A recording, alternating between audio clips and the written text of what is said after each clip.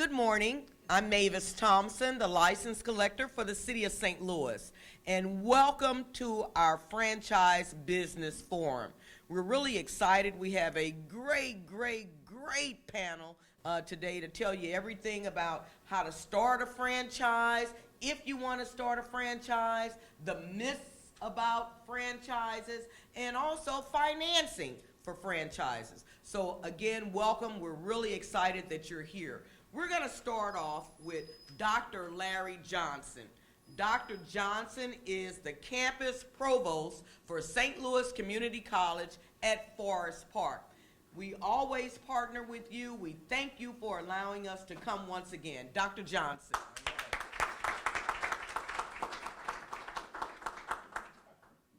Good morning. Thank you so much for that energy and excitement. Welcome to St. Louis Community College at Forest Park. I have been here now a year this week, moved here from Florida, Fort Lauderdale. So I gave up the beautiful beaches and palm trees to come out and do excellent service to our community because it's something that I'm very passionate about. So I oversee the day-to-day operations of the Forest Park campus and also the Harrison Education Center that's located off of Cass Avenue.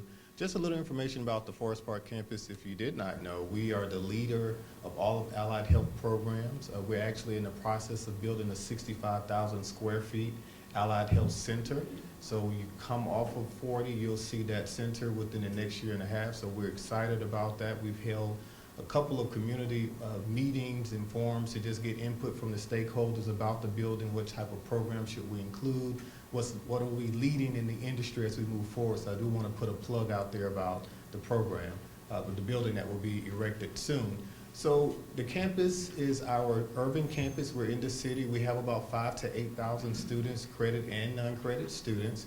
So we're excited about that. We are the second largest campus in the district. So we have our Wildwood campus, our Merrimack campus, and our Florissant Valley campus. And each of those campuses have at the helm of them a campus provost. Formerly, those roles you may have known as campus presidents, but to streamline our processes, we now have the provost model, and we're still working through aligning processes to make sure that our students have the best experience, not only on one campus, but all of the campuses. Our chancellor is Dr. Jeff Pittman, and he has been here now about 2 years, and he's doing dynamic work with the institution, and I'm a part of that change that's taking place. So I'm excited about all the great work that will take place here. And as we begin to talk more about workforce needs and aligning ourselves with the workforce, which is a part of our strategic plan, it's exciting to see this focus and this emphasis as well as we think about entrepreneurship and providing those programs that can help small business owners to prepare for that entrepreneurship experience. So again, welcome to St. Louis Community College at Forest Park. I'm always here to assist you in anything that you may need. So thank you so much for this opportunity and continue to have a great day. Thank you.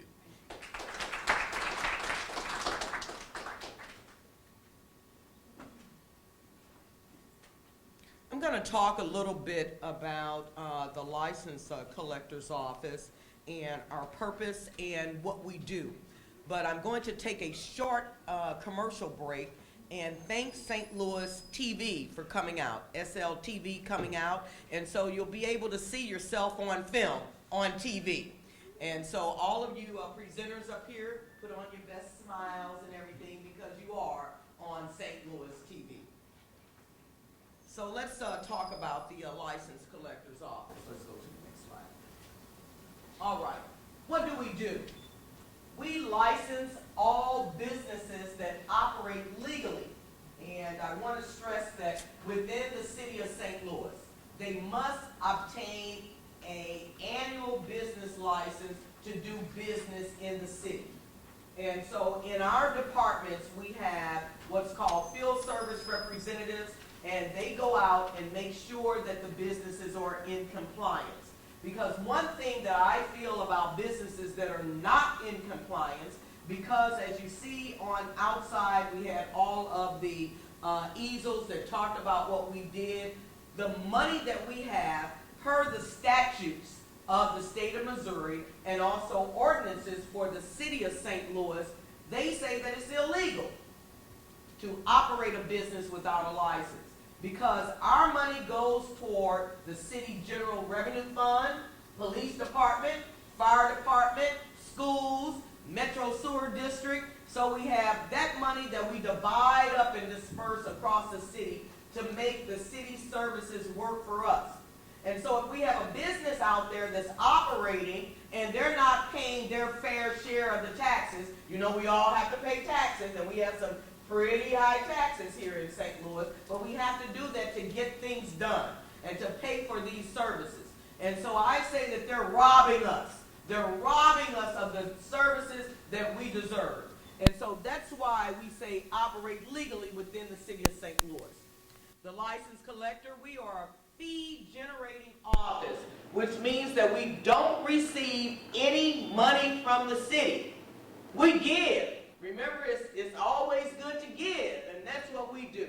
And so we give right around $60 to $61 million annually to the city of St. Louis and all of the other city functions that I mentioned. The license collector, by law, we are authorized. So where do we get the money from? We don't take all of the money. By law, the license collector's office is authorized to keep anywhere from 1% to 4% of the fees that we collect to operate our office. And to operate our office, it includes a fleet of used. And I say used because I'm very frugal with the money. I treat the license collector's office just like I do my own home. It has to, the budget has to balance, and we have to make sure that we are fiduciaries of taxpayers' money. And so we go out, we find the best used vehicles that we can for our fleet. Also for salaries, we pay our own salaries. And we're really proud to say that our starting salary is already $11 an hour. And so that's our starting salary, and you go up from there. And so computers, the copiers, everything that we need, we take out of that money. And so there's a misnomer out there that we get everything from the city. And so remember now, we are a fee-generating office. We don't receive funds from the city. We give funds to the city. And we have Rachel Anderson. Now, she's the owner and leader of her own firm. She's the CEO, the person that's in charge. And basically what she does is she talks about strategies and goals on how to run a business, and specifically a franchise. And so you've gone to the service stations and you see those on-the-run snack shops. That's Rachel. And so Rachel, take it away. All right, thank you. Well, I'm honored to be here. As Martha said, I was blessed to be born into our family business. And I am going to talk to you a little bit about Wallace Companies because we are the regional franchise developer for On the Run franchise, the On the Run convenience stores. And so you need to know a little bit about Wallace Companies to know who you'd be doing business with relative to On the Run. The next slide shows you where our company started, and that is in Cuba, Missouri on Route 66. My dad's father died when he was 12 years old, and he grew up in Leesburg, Missouri, and he did odd jobs that his mom took him to until he was able to get a car. And when he got his car, he drove to the nearest gas station, and that was his first job. And he loved the people, and he loved the business. And after he got back from the 101st Airborne in the Army, then he came to Cuba, and this lady, Tippy Counts, had this one gas station that she had gotten in a divorce, and he bought that in May of 1968, and that is when our family business started. Now, my father died in 2001, and my mom stepped up to CEO in 2001, and my mom and I recently transitioned in January. So I have 3 younger brothers. So I just want to touch on family business because as Jimmy and I met earlier, I do feel that family businesses, they are the heart of America. They are economic engine of America. But I think more importantly is that we do care about our employees. And we have over 1,000 employees. And family businesses also care about giving back to the community, and family businesses care about moving the communities and the businesses forward. And I think that's an important thing as you hear Jimmy and I talk about our own family businesses and what we're doing. But the next slide shows you a little bit about the business that we operate. So in the top left corner, this is a picture taken in one of our dirt cheap locations. Now, speaking of family business, there was another large family business in St. Louis that we acquired last September, and that was the Taylor family business. And they had 19 U-Gas and 12 dirt cheaps that we took on in the Gigi's Commissary, where we make fresh food every day, and we have free cookies over next door for you to take a sample home. And Kelly and Dennis are here with me running the booth next door just to talk about career opportunities. But our business a lot is brands, so we have the Dirt Cheap brand. To the top right, we have Brightworks Car Wash. We have one in Florissant and one in Columbia, Missouri. The one I'm talking to you about today is the bottom left-hand corner, our On the Run franchise. And those are convenience stores. This is our store in Olivet. And on the bottom right, we are primarily, after we take care of the brands, we are a distributor of car wash and fuel and lubricants. And so I'm going to focus on the On the Run distributor, or the On the Run franchise program.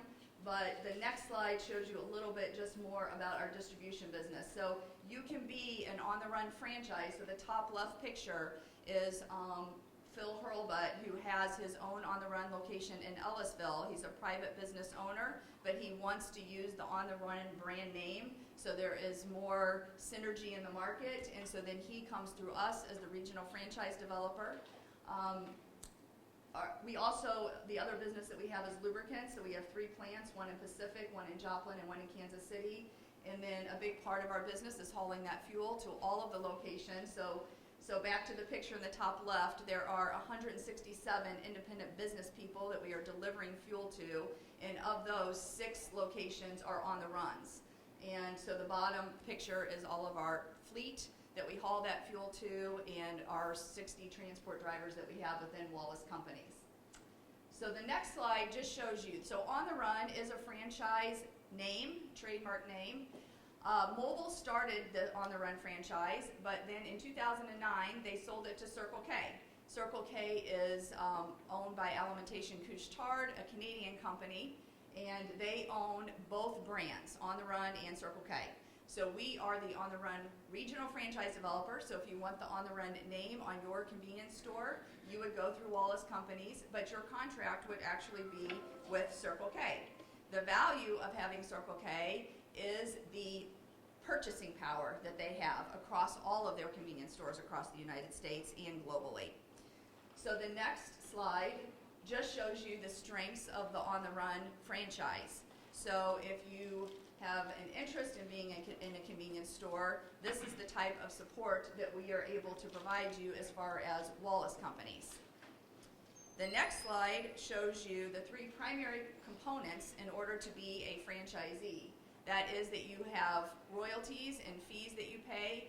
Fees would be consisting of advertising fees that we use here locally in the market. You have to qualify as a franchise person, and your site, if you already have a site, has to qualify and meet the minimum standards that the franchise outlines. So the next slide shows you a little bit about the franchise fees that are the same whether you chose to be a Circle K brand or an On the Run brand. And since these slides are in your handout, I won't spend too much time on the slide because you can refer to it later if you're interested. Inside the store, this is what inside one of our On the Run locations looks like. We help you with the marketing, the purchasing, the training, and the ad dollars that you put into the franchise all stay here in St. Louis. So I hope that everybody has heard when the card scores 6, we have 50-cent drinks any size the next day at On the Run. It's been a long-term promotion. We have always partnered with the sports teams in St. Louis. When the Rams were here, we did the Rams as well, but right now with the Cardinals and the Blues. And then we also have a lot of money and sponsorships that we tie to local sports teams just to help local youth teams and further the interest of those communities that we're operating in. The next slide shows you the minimum standards for operating an On the Run. So probably our minimum standard store is at Brentwood, in Brentwood, Missouri, on Brentwood. It's a smaller format, but then it goes up to the picture I showed you before, like at Olivet, or even if you ever do come to Cuba, Missouri, which I encourage you to do so. We built a brand new store that has a drive-through and full food service kitchen. So similar to what QT is offering in St. Louis, we built that in Cuba and are going to be expanding that also throughout the On the Run franchise network. Fuel is an important part of a convenience store. Fuel brand can be anything that you want it to be. If you want it to be a Mobil or an Exxon, we are also the fuel provider for that brand in St. Louis. We also can offer BP fuel, Phillips 66 fuel. But what we're really focused on this summer and what you'll see on billboards is our food. We are proud to operate the Gigi's Commissary in Fenton, Missouri. We make about 12,000 pieces of food every day and deliver it out that same day. So that is the fresh food that you see right now in the UGAS stores, the On the Run stores, and the cookies that we have in our sampling next door. So we have healthy options. So this veggie sandwich on the bottom is awesome. I love it. Every time I bite into it, it just crunches and it's really good. But then we also have the breakfast offering. So if you're not going to Jimmy's and McDonald's, you can come to On the Run and get fresh breakfast and coffee. So I don't know, what the format is. I would be happy to answer any questions, but you can also contact us through our website, which is ontherunstl.com, because On the Run is a national franchise, but Wallace Companies is only operating in Missouri and Illinois. So if you want to get directly to us, you can go to that website or download our app. And the next slide that I have is just if you were interested in becoming a franchisee, these are the steps to becoming a franchisee. So it is a pretty intense process. There is a lot of paperwork. There is a lot of disclosure notices that you have to go through. But if you want more information, I did put the last slide I have is the contact for Pam Hill, who is the Circle K franchise coordinator that helps do all of the paperwork and the disclosures. So thank you for your time, and look forward to seeing you at any On the Run. And we are here because we purchased the UGAS on that 3225 Hampton, which we are very proud of. The UGAS store does an amazing job, and what we're trying to do is we're going to convert 13 of those UGASs to On the Run this year so we can have more of a brand presence and bring it together as one amazing company. So thank you.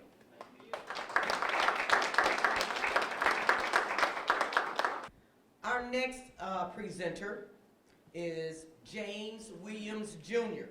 He's a native of East St. Louis, Illinois, and he's an entrepreneur extraordinaire all across the St. Louis metropolitan area. His business name is Estelle Foods, but when he starts talking, you'll know that he's talking about the Golden Arches. And so, Mr. Williams, come on up.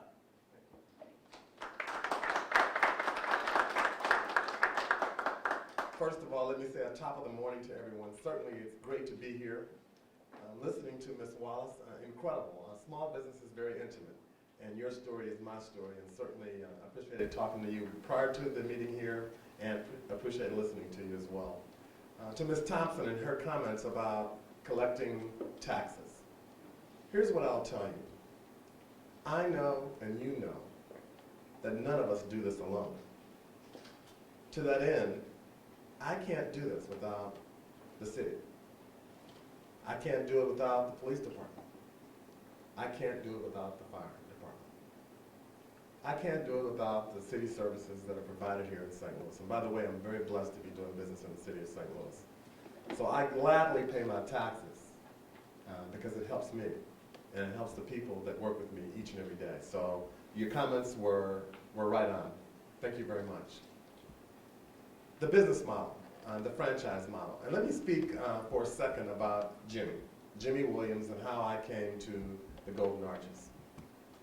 My first job was at the McDonald's in East St. Louis, Illinois, where a very prominent doctor, Dr. Ben Davis, was the owner of the McDonald's in East St. Louis, Illinois. My father took me down to the McDonald's, and I got my first job as a 16-year-old kid in East St. Louis, Illinois. Dr. Davis made all the difference in the world to me. He taught me the ins and outs of work. It was my first job, an entry job. And it helped me through high school, it helped me through college, and it helped me through the Navy. Because after I graduated from college, I went into the Navy, and I became a Navy officer. I became a pilot. And those same skills that I learned, those entry-level skills that I learned from Dr. Ben Davis, helped me through flight school. I spent the better part of 8 years in the Navy. I've been to 26 different countries, experiencing different cultures. And that helped me as well. Because ultimately, I know that I'm not in the restaurant business. I'm actually in the people business. But I'll get to that a little bit later, but I'm in the people business. That's what I'm in. And so those experiences in the Navy as a junior officer, leading young men and women in the Navy, were invaluable. Those experiences meeting people around the world were invaluable. And I couldn't be a success without those experiences. And so while I was in the Navy, I met 3 gentlemen from St. Louis: Ralph Cordy, Pete Nicolason, and Sam Temperado. And you know what? I didn't know them and they didn't know me, but I asked them to help me go into business. And I told them I wanted to go into the business of McDonald's. They were there in San Diego, California to present something to one of our ships, the Harry S. Truman. And I was there as a Navy pilot in a squadron in San Diego. That meeting led to me getting a meeting in Chicago, and ultimately to me buying my first store in Granite City, Illinois. A chance meeting helped me get my first McDonald's restaurant in Granite City, Illinois. From there, that business has grown to 18 units. I have 6 units on the Illinois side, and I have 12 units on the Missouri side. And each and every day, I work with a host of individuals, morning, noon, and night, to provide the best quality, service, and cleanliness that I can provide.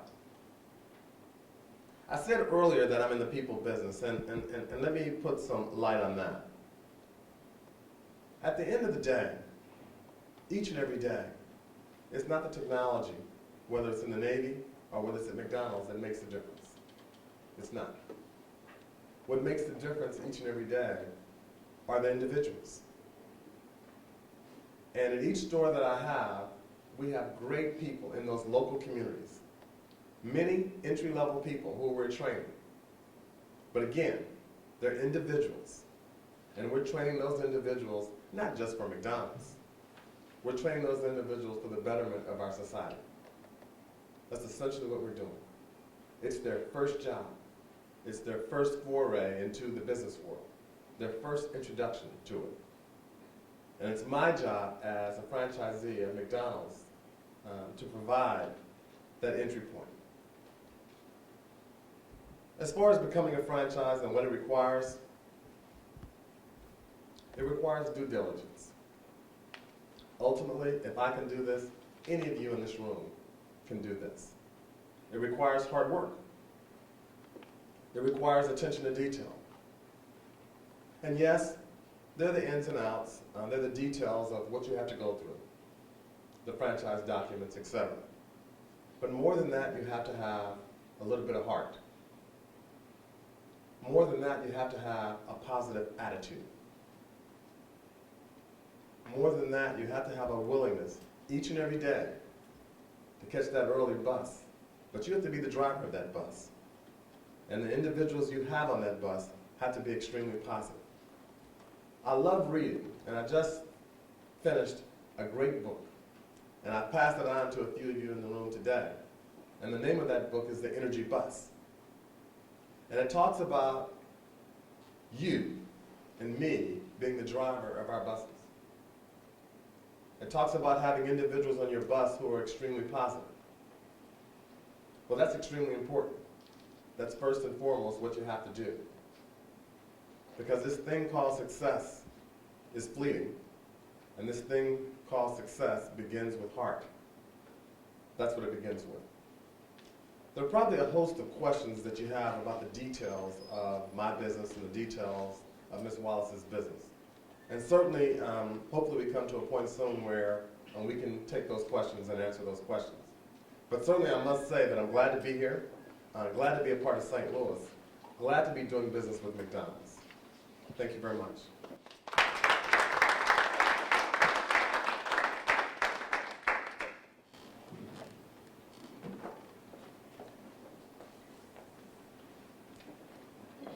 We're going to take one more set of speakers before we actually go to break. And when we come back from break, we're actually going to go ahead and ask our franchise owners those specific questions that are burning to get out, okay? And so now we'll have Jerome Murray, who is our municipal clerk, and Lionel Johnson, our finance clerk, come and talk about grocery receipts and restaurants.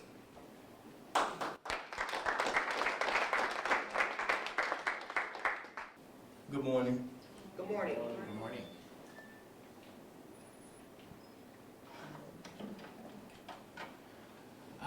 First of all, thank you for coming today.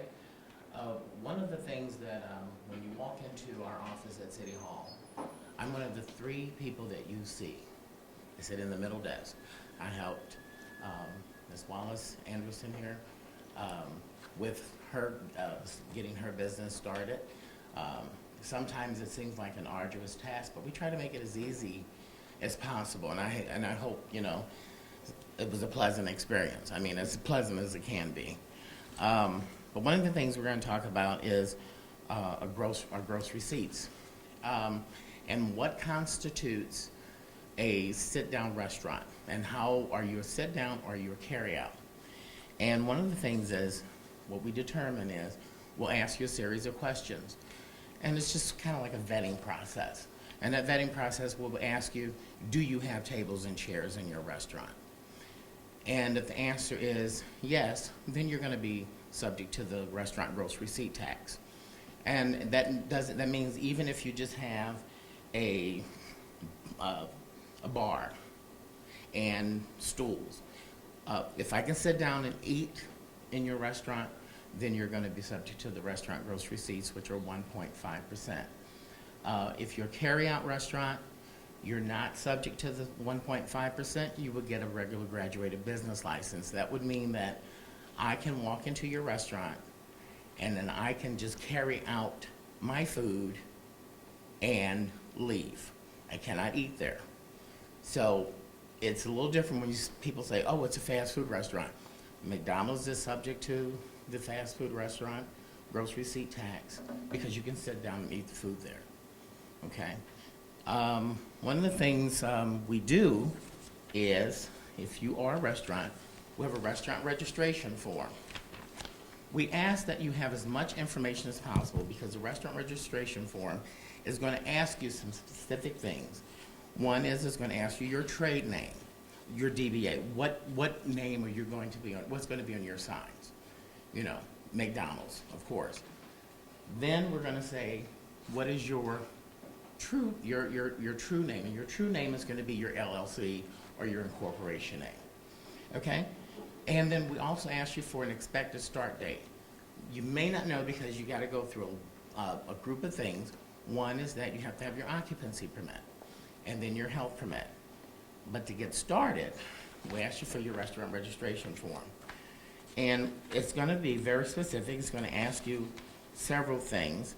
It's going to ask you not only for your true name, your trade name, your structure address, your business phone number, sales tax number, and we have someone here that will talk about obtaining your sales tax and retail license number for you, okay? And also, it's going to ask you, have you registered with the state of Missouri? And that is the registration through the Missouri Secretary of State, because we'll need your charter number. And you can, they have a local office here in the old post office, or you can do it online. But if you have any, I would say that if you have any issues or you have some questions, it's probably best to go online. But we want to make sure you have your charter number because they're going to ask you that when you apply for your Missouri retail license, do you have your charter number? And they're gonna want you to have that, okay? So also, the business type. Are you an individual owner? Are you a partnership? Are you a corporation? So accordingly, we're gonna make sure that you have that information with you. So you have your partnership, you wanna make sure you have your partnership information with you. All information, you wanna be prepared. It's also gonna ask you what type of restaurant will be located. Is it just gonna be a fast food sit-down? Is it going to be a bar restaurant?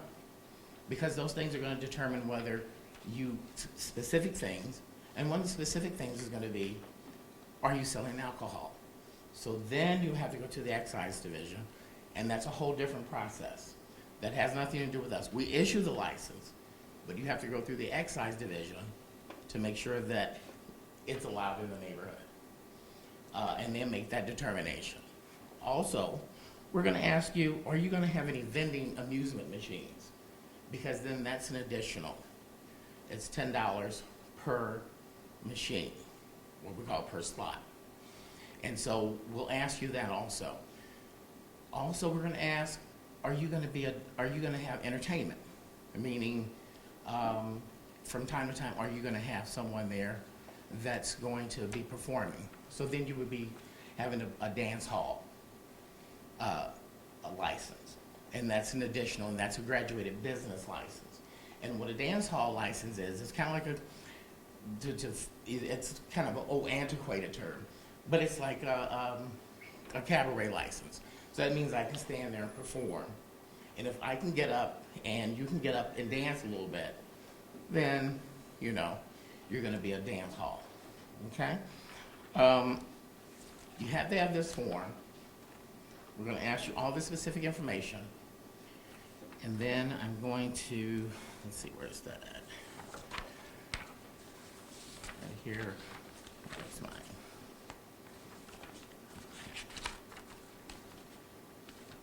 Here, it's gonna be right here. Okay, so for total gross receipts from all sources, it means all inside servings for restaurants, banquets, and other facilities. Additional customer charges for silverware, china, linens, labor, etc. Banquet rooms or hall rental billings and miscellaneous items sold such as shirts, hats, cigars, candy, novelty items also are taxable. All carry-out, pickup, and delivery orders inside or outside catering services and all prepared box lunches through the restaurant operations are taxable. All revenues received by the restaurant as commissions from vending machines, telephone, amusement devices, or other sources used on the restaurant premises by its patrons are taxable. All sales of non-alcoholic beverages sold through the restaurant, bar, banquet, catering, carry-out services are also taxable. Tax exempt, and this is non-alcoholic. So the gross receipt tax for restaurants shall not apply to the gross receipts for any sales or any religious, educational, or charitable organization and undertaking otherwise included as taxable where a substantial part are solely used for religious and educational and charitable purposes. That means that when you do your gross receipts, you're going to exclude your alcohol and you're going to exclude any charitable donations you gave. So, but that doesn't include alcohol. So we're looking at the restaurant gross receipts. We're looking at the food sales, okay? So what you would do, you would take from all sources, once you take out your sales tax and your alcohol, okay? And you're going to include that on your form. And on your form, it'll say gross receipts from all sources. Then you will take that amount from your alcohol sales and any charitable sales that you did. For instance, if you hosted a fundraiser for like Big Brothers or Big Sisters or whatever, you would deduct that from that. And then you would deduct your alcohol sales. That will determine your gross food sales from those sources. Now, by law, by ordinance, we give you $2,500 deduction. So you will deduct that amount, and then you would times that amount that you get by 1.5%. That will give you your gross sales. Now, the 1.5% is a pass-through tax. It is like a sales tax. That means that when you adjust your registers, and however you do that, you include your sales tax for your location, and you include the 1.5%, because that is a pass-through tax. That is a tax that you, as the owner, do not pay. That is a tax that the customer pays. So I think it's very important, and some people get that mixed up because they think that they're paying that. But in essence, the customers are paying it. So that doesn't include, that makes it a little easier. You just have to make sure that you set that money aside, just like you do your sales tax. And it's a pass-through tax, so you would just set up your register as such, okay? So that money will come back to us when you do your gross receipts, which are done quarterly. And I'm gonna have Lionel explain a few more things as he's gonna go through. Due dates or gross receipts is quarterly. The first quarter is from January 1st through March 31st. You don't have to file. The last day you can file is April 30th. After that, you will be penalized. There are two types of penalties. It's a late payment penalty and a late filing penalty. Late filing penalty is 5% per month or a fraction thereof with maximum of 25% due. The late payment is not made within 60 days of the due date. The tax is increased to 25%, therefore a maximum of 45% penalty after that amount. There are only 4 quarters in a year. The second quarter will be from April 1st through June 30th. Last day you can file before a penalty will be July 31st. Third quarter will be July 1st through September 30th. Last day will be October 31st. Fourth quarter will be October 1st through January 31st. October 1st through December 31st. The last day you will be able to file is January 31st before you will be penalized. As well, she described we do have a field service department that will go out and they will contact you if you are late and have not filed. Sometimes people do forget to file, other things go on in life. That's what our field service department is helpful for, and working with you to get you caught up on your taxes and current, so it's not a problem. That's all I have. Okay, so,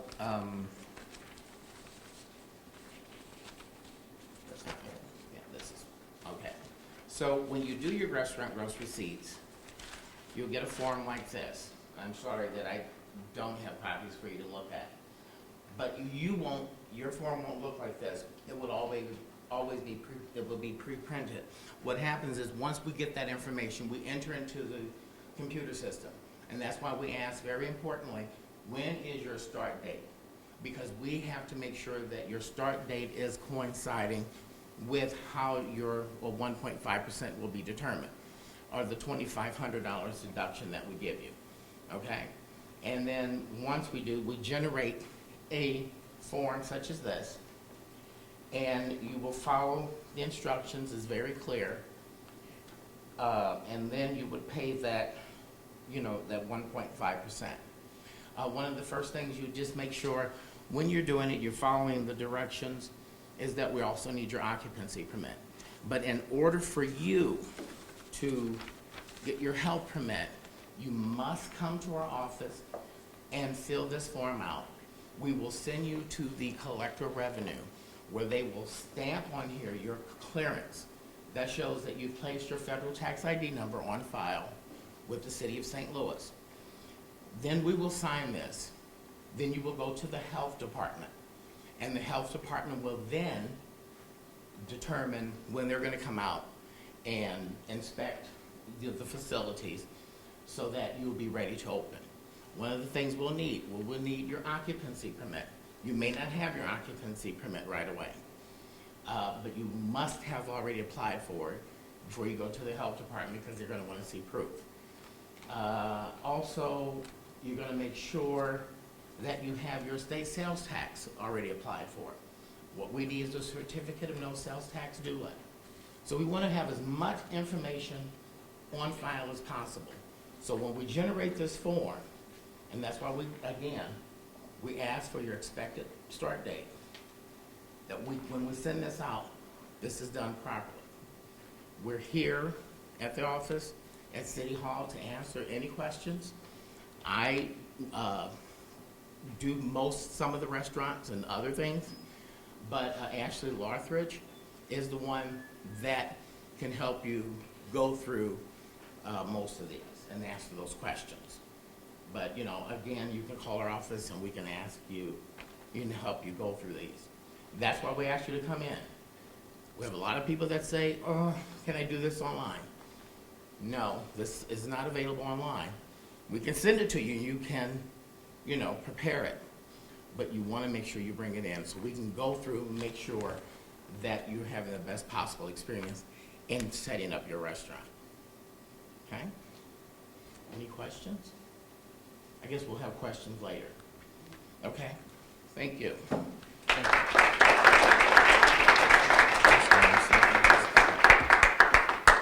All right, welcome back from your break. And I'm going to take an executive privilege right now and talk about our next function at the License Collector's Office. We have flyers that are out on the table that talk about our first annual Food Truck Festival.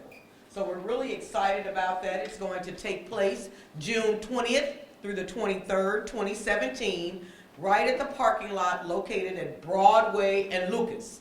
And so we have a lot of food trucks that have volunteered their time to come out and be there for our first annual Food Truck Festival. So come one, come all. St. Louis has just a variety of excellent cuisine, and so these food trucks are here to kind of show you what they got. And so we have Crooked Boot, and they have just American fare. We have Lulu Chinese, self-explanatory. Back at the House, kind of soul food. I'm getting hungry right now, aren't you? STL Taco, Mac Candy Shop, Jive Turkey, everything about turkey. Can't wait. So come out to our food festival, June 20th through the 23rd. It's going to be from 10 a.m. to 10 p.m. So no excuse not to be there, right? Okay, see you there. Okay, now we're going to, we'll have to actually kind of pass around the mic, and so I'll ask Mick to help me with that, with any questions. And I, especially for the franchise owners, Rachel and Jimmy. And so if you have any questions, please raise your hand and we'll pass you the mic, and then we'll pass it back to the person that's answering, okay? Any questions? All right, my question is to Jerome. The 1.5%, does that come off the Missouri sales tax? Is that after tax? How is that actually done? The 1.5% that we're talking about, that is after that's after you take everything out, your liquor and your sales tax, because you've got to take those out. Again, that's a pass-through tax. So you take out the state sales tax and your liquor, and so we're because that's something that's going back to the state. That's their money. So that's the money that's already collected. So only thing we're interested in is the gross food tax, because you're going to already exclude that. And I think a lot of people get that mixed up. Also, you're going to exclude your liquor sales from that. So you subtract that. So then again, we give you $2,500. So then you'll subtract that. We're only interested in your gross food sales, minus your alcohol and minus your state sales tax. That answer? Thank you. Yes, sir.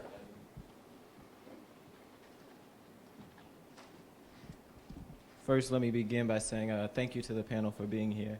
A question to Ms. Rachel and Mr. Williams.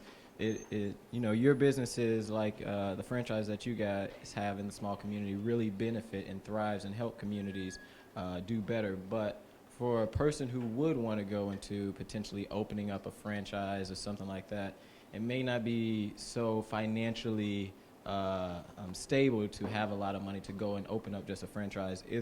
Is there certain programs or ways that someone can go about to get assistance, either financially or through the steps of making sure that they don't miss a step outside of, you know, the license collector, occupancy permit, but there was a whole bunch of other stuff you showed, Ms. Rachel. Is there, I mean, agencies or programs that really help people try to start these small businesses outside of the forms that Ms. Thompson provided?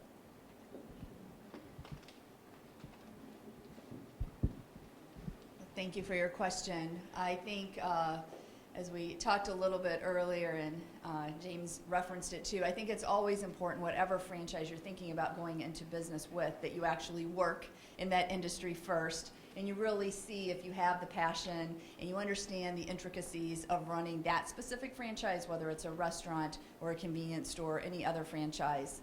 I do believe with specifically Alimentation Couche-Tard with the Circle K and On the Run brands, they do have additional financing available. That would result in higher royalty fees. That's how they pay it back over time. So there is that financing. I know when my dad started in business very early on, there's also still the SBA loans, and that is an avenue, and I'm sure there are other potential resources within the city that you may operate in that would also have resources available. Great comments, Ms. Wallace. I will tell you, and speaking to you during the break was awesome. So great conversation, and thank you for those kind words. You know, where there's a will, there's a way, I will say. When I left the Navy, it was interesting. I research as much as you're researching, and SBA, like you talked about, but in addition to that, an organization called SCORE, S-C-O-R-E. And I would religiously go, and those individuals there, former bank presidents, et cetera, really helped me, not only with my thought process, but with direction, with the angle, with McDonald's, during the interview process, et cetera. How to approach banks, things like that. So again, where there's a will, there's a way. Remember what I said, ultimately, we're all in the people business. So the more people you meet, the better off you're going to be. And that comment you made about working in the business, remember, I just didn't start McDonald's 18, 19 years ago. I started when I was 16 years old. And so I intimately knew the business. And so I didn't have to learn how to make a Big Mac. I knew how to make a Big Mac. And I didn't have to acquire a passion for the business. I had a passion for the business, and I still have a passion for the business. I have ketchup in my blood. And so that comment that you made about being a part of that business is so important. That comment I made earlier about that book that I recommended, The Energy Bus, it's an awesome book. A couple of guys from Northwestern Mutual gave me that book, and I owe them for that. But certainly, you know, I think passion, I think meeting people, volunteering, making sure that the business you choose is a business that you kind of know is very important. Thank you for the question. I'll add one more thought to that.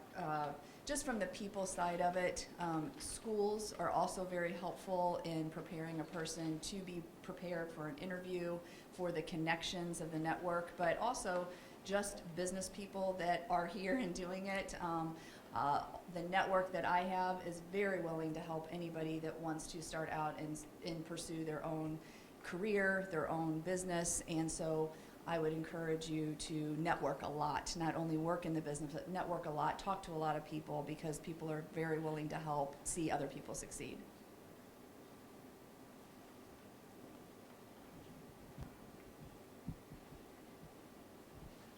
As a franchisee,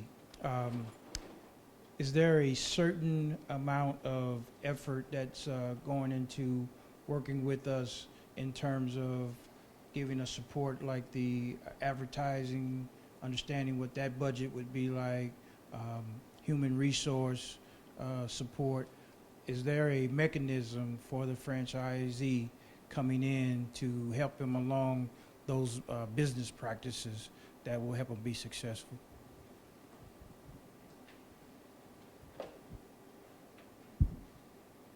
For the On the Run franchise, and we're the regional franchise developer, so there is support. The convenience store business as the restaurant business looks pretty simple, and it's not a simple business. And so there have been individuals that see the business and think that it's very profitable, but it's very competitive. It's low margins, lots of people, that take to run a successful business. So there has been experience where somebody wants to get in the franchise because they think it looks easy from the outside, and so it goes back to the point of knowing it. So I say that relative to the support because we do support you. We give you the tools and the information and the people support that you need. But at the end of the day, that support probably amounts to less than 10 to 20% of what you need. And so 80% really does come from you doing the hard work, working in the store, working whatever business you have to be present, you have to be involved. It's not, it's something that you have to give to. So there is support because we want, if you're using that brand name, the On the Run name, we want you to be successful. We don't want there to be any failures with the brand because it represents all of our locations. So there is support, but the most important thing that you can do is make sure that you want to be in that business. Great response. In addition to that, I must add that you're in business for yourself, but you're not by yourself. That is true. I'm a franchisee. She's more of a franchisor. There has to be a separation between the franchisee and franchisor, especially in terms of human resource management and people. We are not a joint employer. So to that end, all people matters have to be handled by me. Now, when you talk about other things, let's say like marketing, it's extremely important for me to differentiate myself from everyone in my trade area. And so I have to put monies behind that as well. But that's what I have to do as a small business person, let's say operating in downtown St. Louis. And so it's important that I find a way to connect that 3 to 5 mile radius with the individuals, with the businesses, with the community. I have to engage as best I can to try to drive sales as best I can. I'm in business for that reason. And so I have to hustle in that respect.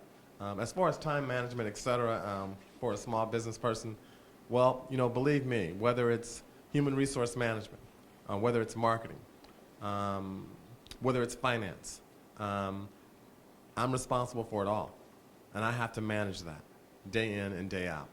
I often say that I give myself 12 grading periods. So each and every month, I'm responsible for numbers. Not for the corporation that I'm involved with, but for Jimmy Williams, as a business person. I'm responsible for that. But I'm also responsible for the marketing. I'm also responsible for the people. It's not an outside entity. It's me. As a follow-up, Mr. Williams,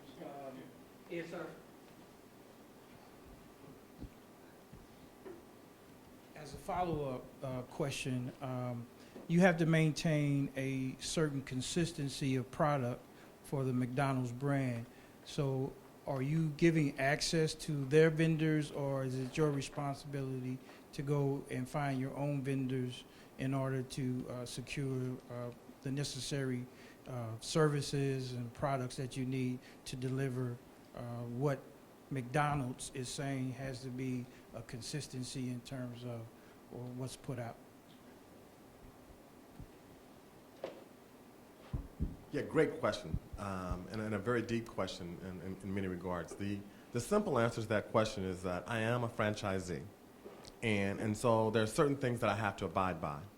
So whether it's drinks, or whether it's food, whether it's cleaning materials, et cetera, I have to abide by those agreements that I have with the company that I'm franchising with. And so great question. Yeah, but there's certain things that I have to do.